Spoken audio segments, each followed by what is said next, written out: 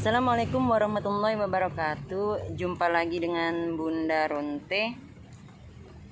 Untuk kalian yang sudah setia dengan video-video Bunda, yang sudah subscribe dan sudah mendoakan Bunda, kesetiaan kalian Allah yang membalas. Di konten ini Bunda mau klarifikasi aja ya. Sebenarnya tentang jin.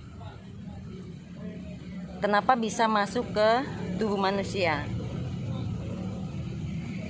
Yang pertama adalah sebenarnya kalau kalian melihat action para normal supranatural itu, ketika mereka bertarung dengan orang yang sudah dimasukin jin, energinya itu ya, energi jin dimasukkan ke tubuh manusia itu sampai bisa menjadi sesuatu sehingga bisa diajak tarung. Sebenarnya ketika kita melawan orang yang sudah dikerasukan jin itu sangat mudah, karena jin ketika sudah masuk di tubuh manusia sebenarnya lemah. Jadi bukan berarti orang itu sakti, supranaturalnya sakti atau spiritualnya sakti, bisa melumpuhkan jin. Tidak. Memang jin kalau sudah masuk ke tubuh manusia mereka melemah. Jadi tidak perlu action yang bagaimana. Tinggal disentil, dia pasti mental. Karena apa? Tubuh manusia itu sendiri ada porsi masing-masing. Jika tubuh manusia itu sebenarnya lemah, tapi dimasukin jin yang powernya tinggi, besar, maka energi tersebut semakin lemah. Itulah jin. Jadi bukan manusia yang sakti sebenarnya, karena jin sendiri sebenarnya lemah kalau sudah masuk ke tubuh manusia. Begitu. Jangan pernah cepat merasa kagum heran ketika ada supranatural yang bertarung dengan orang yang sudah dimasukin energi jin seolah-olah mereka hebat. Jangan.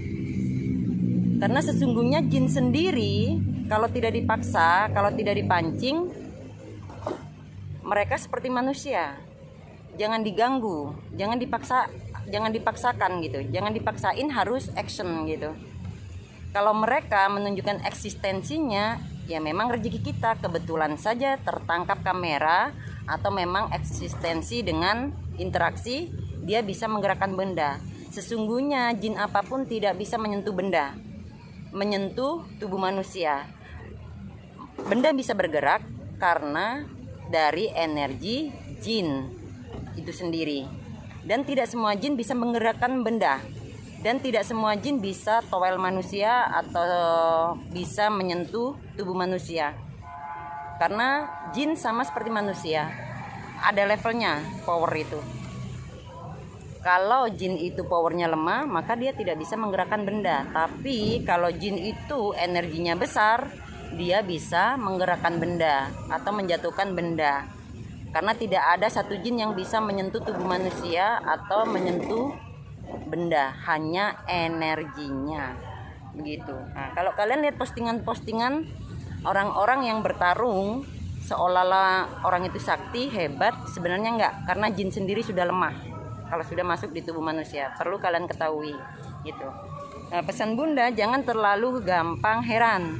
Jangan terlalu gampang kagum, karena sesungguhnya ketika manusia itu kagum dengan sesuatu selain Tuhannya, selain nabinya, maka orang itu sebenarnya dalam kondisi godaan, ujian iman gitu. Ketika orang itu merasa bangga dengan sesuatu selain Tuhannya, berarti imannya lagi lemah.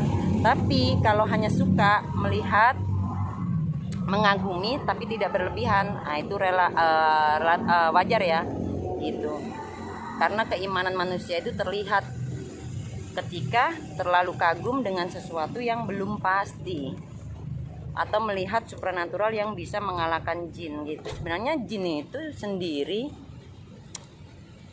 lebih kuat energinya daripada manusia, cuman jin itu cemburu karena manusia diciptakan Tuhan sangat sempurna, itu aja. Jin, kenapa mereka berbentuk sesuai pikiran manusia? Karena apa? Sebenarnya jin sendiri itu hanya berupa zat, berupa asap, berupa apa itu namanya, berupa angin ya. Nah, seperti itu, makanya gampang melemah gitu.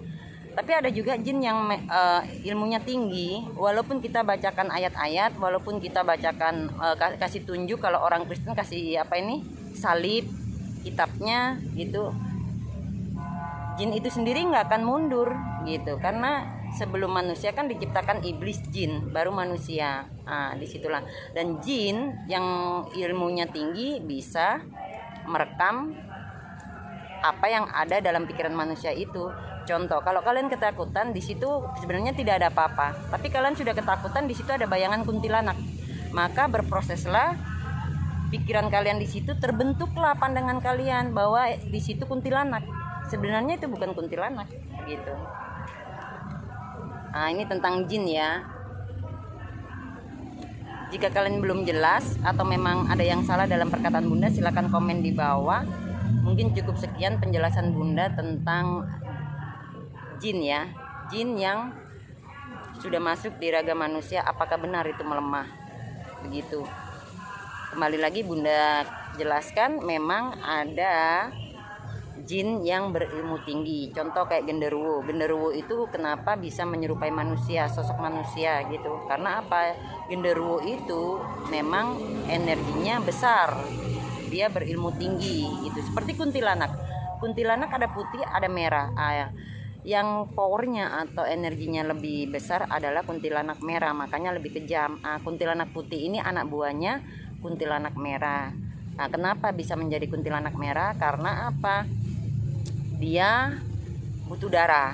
Nah, kuntilanak putih inilah yang bertugas memberi makanan kuntilanak merah. Jadi seolah-olah kuntilanak merah ini ratunya. Nah, sama seperti manusia, kalau ingin berpower tinggi, berenergi tinggi, ilmunya lebih tinggi, itu ada meditasi, ada gemblengannya. Nah, seperti itu. Sebenarnya jin sama manusia itu sama. Jangan diganggu, jangan dipaksain, jangan diinjak-injak rumahnya atau gimana.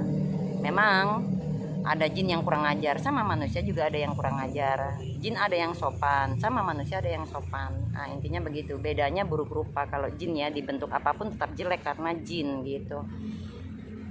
Mungkin cukup sekian penjelasan Bunda tentang jin ya, energi jin begitu. Terima kasih. Assalamualaikum warahmatullahi wabarakatuh.